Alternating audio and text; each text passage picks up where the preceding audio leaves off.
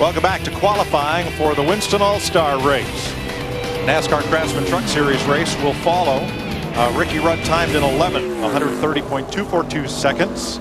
And it brings Johnny Benson's Valvoline Pontiac onto the Speedway. This will be his second. Winston qualified 20th 2 years ago and finished 9th. There you see his crew chief, James Ince. Same as every week, nice and smooth. Come on from there. Got to do his pit box pretty good. Job. Good job. Sporty. Slid right in the square.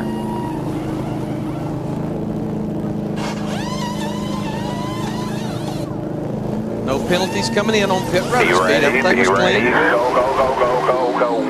Oh, a lot of wheel spin leaving. He's going to stay on the concrete for quite a while. That same thing right there. That there's one spot there. The back end of the car will step out if you aren't careful. Pretty good exit speed though. 120 miles per hour. That's almost right there with Kevin Harvick. I think he'd tell you though, that if he hadn't got her sideways there on pit road, it'd have helped him a whole lot.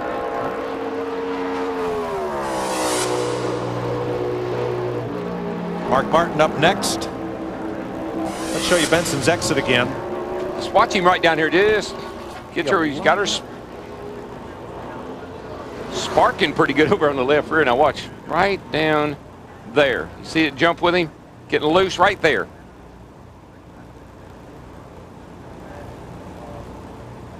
Okay. Okay. It'll work. And Johnny's it'll be gonna ninth. have ninth quickest. 2:06 for Benson, 9th fastest.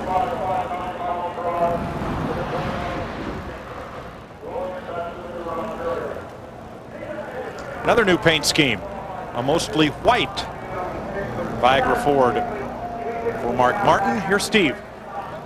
And Mike, catching up with James Ince, who's debriefing with Johnny Benson.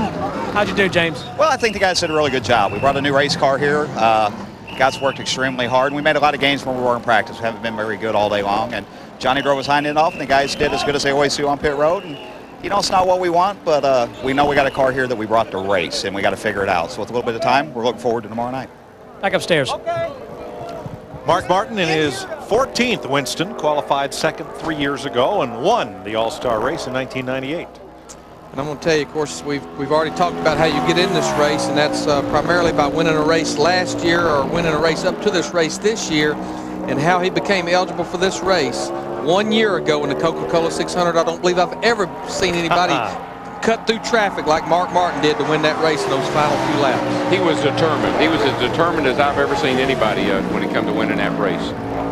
He was good in practice, and he's got a good team here. Mark always runs good here. I saw Neil Bonnet win a Firecracker 400 like that at Daytona, passing cars inside and out with 2 laps to go, and I asked Neil in Victory Lane, I said, how'd you do that? He said, did it all with my eyes closed. That's the standard answer. Yeah, right. At this time, 4 tires. Here's crew chief Ben Leslie. 29.60 on his first lap. Remember, Joe Nemechek ran a 29.28. Tell you, this is a good car for Mark. This is a car that he ran so well with at Fontana. It just kept getting better as the race went on. Remember, they wrecked on the last lap, sitting down there in the infield right next to Victory Lane almost. Got a good feeling about that. That's a good lap, and Mark's going to get on pit road, I guarantee you. All the way to that line. Arched it up there. It's getting a nice high arch coming down on pit road. Right there. 89 miles per hour. Woder up. Do you have any idea how difficult that is to do? I can only imagine. To bring that thing off of the track and slow it down to 45 miles an hour and be spot on. Put on the brake. Ben Leslie counting Mark Martin down to his pit box. A couple of things that driver has to do for a good stop: hold that wheel straight, keep that foot on the brake to keep those tires from spinning. Now Mark hit right on the mark is where he stopped. The tire changers were a little later getting into position than some we've seen. He just didn't get a good. He didn't get out of the box good though. See what his exit speed will be. Pretty good exit speed though, 122 miles per hour. Jeff? Mike, the car stumbled really bad when Mike dropped the jack and he went ready to go back to the released the clutch. The car really stumbled bad getting off of pit road. And guys, I want you to notice something right here on pit road. I've been standing there watching. When you notice we're alternating pit boxes down here. As Mark just left out of what I call pit number 18, which is the first one going in. Well, the second pit box, you notice there's a lot of black rubber building up, and NASCAR's not allowing these guys to sweep pit road. So I'm seeing a lot of what you call marbles start to build up in the second pit down there, and several of the guys in the second pit are losing their footing coming around the car. So it could be affecting some of these pit stops later on. Mark Martin is 9th.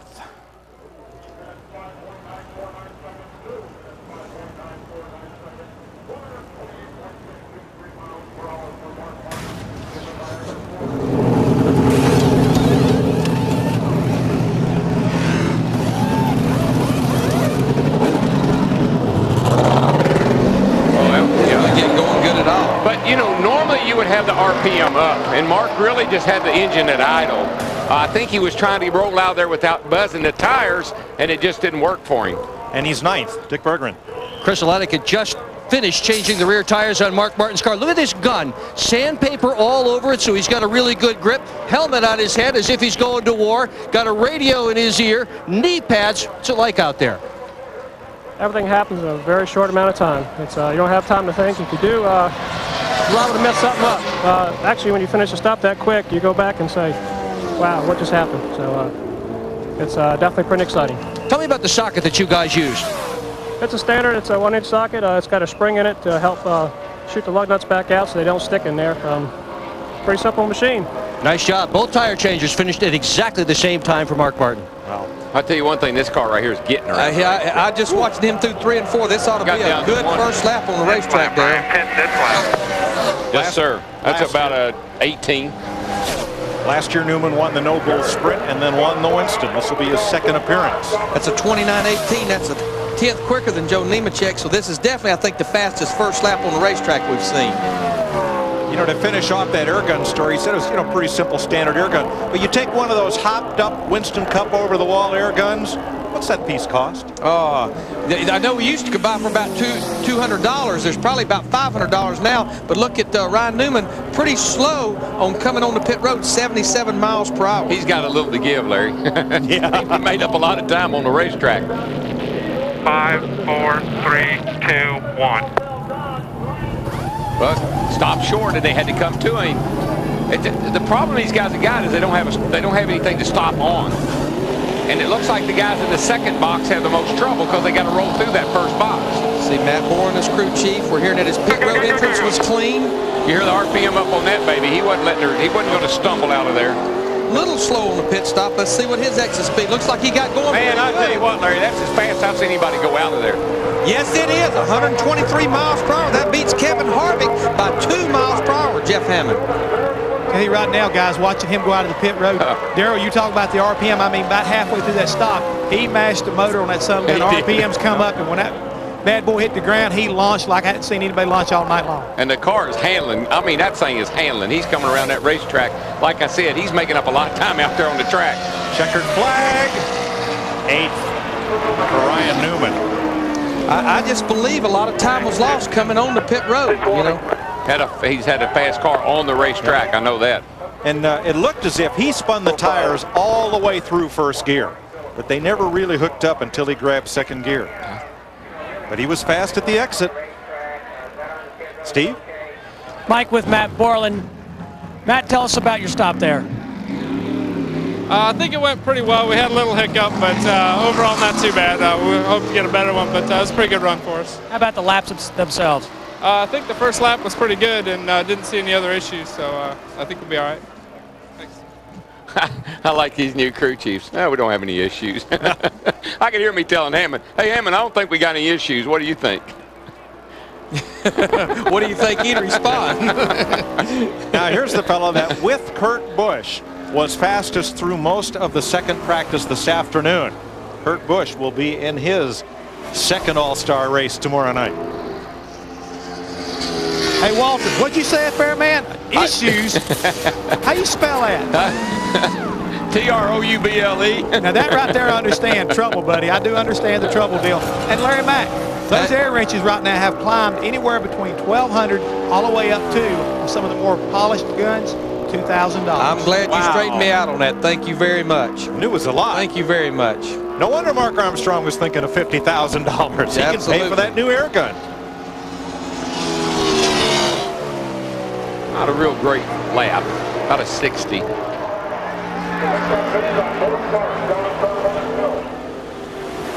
Everything was clean on Ryan Newman in the 12 car as far as any penalties. And he's 8th quickest right now. Kurt Busch, he should be coming to pit road this time to his group. Let's watch the Fox tracks. Boy, he's 3 fast. and 4 pretty quick. I'll tell you, he was faster there. Got to wore up because he come to there in a hurry. 101 miles per hour. If he's not speeding, that's going to be awfully quick. First driver to win 2 races this year.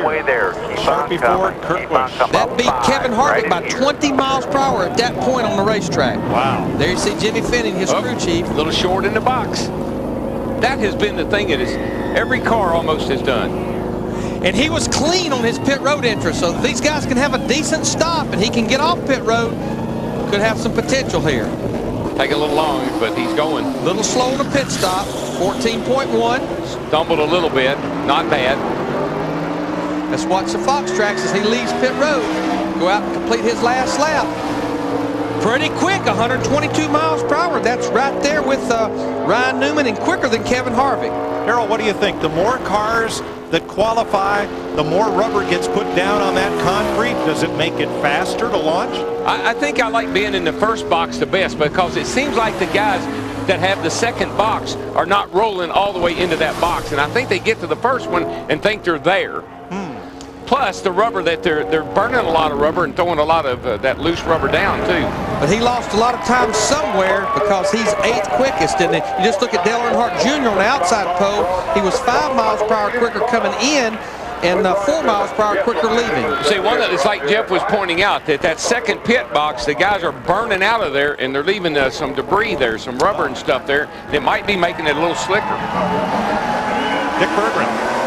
With Jimmy Fennick writing things down. What'd you make of all that? Well, it was interesting. You know, it's just interesting. That's about all I can say. No, it's good. It's good for these guys to come out here, you know, and try doing a good stop and pit road speed. You know, that's. Well, he was fast coming in and going out, no penalties, but not the best of pit stops. No, we were off just a little bit there. So we'll just keep working on these guys. You know, they perform on Sunday, and that's what we need to. Just keep working on it. Tonight, the pressure is on, Mike Joy. Well, the whole difference in that run, pit stops and all, was only 0.6 of a second, but that'll put you in 8th spot. Bill Elliott, this is his 18th All-Star race.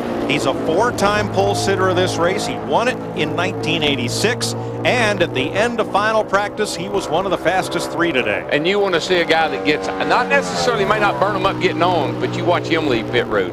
He's one, I tell you, time and time again, he's been one of the best. That's how he's won a couple of these things over here. There you see his crew chief at the right top part of your screen, Mike Ford. Good lap, about a 30.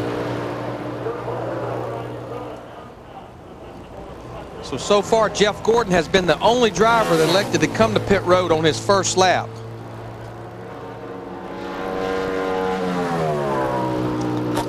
Tell you, Larry, I'm feeling pretty good about this one. Car's fast. Bill's always good at getting in and out of the pits. Let's see what he can do right here. Kurt Busch was 101. Like his entry. 93 miles per hour. That's pretty good. Quite a bit quicker than Kevin Harvick. Hey, how about a big crank it up on this pit stop? That sounds like fun. Let's do it.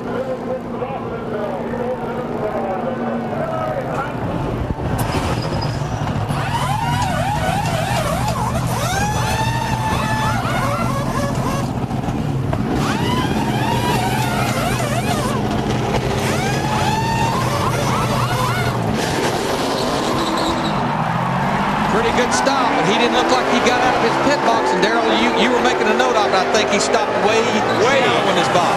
Way short.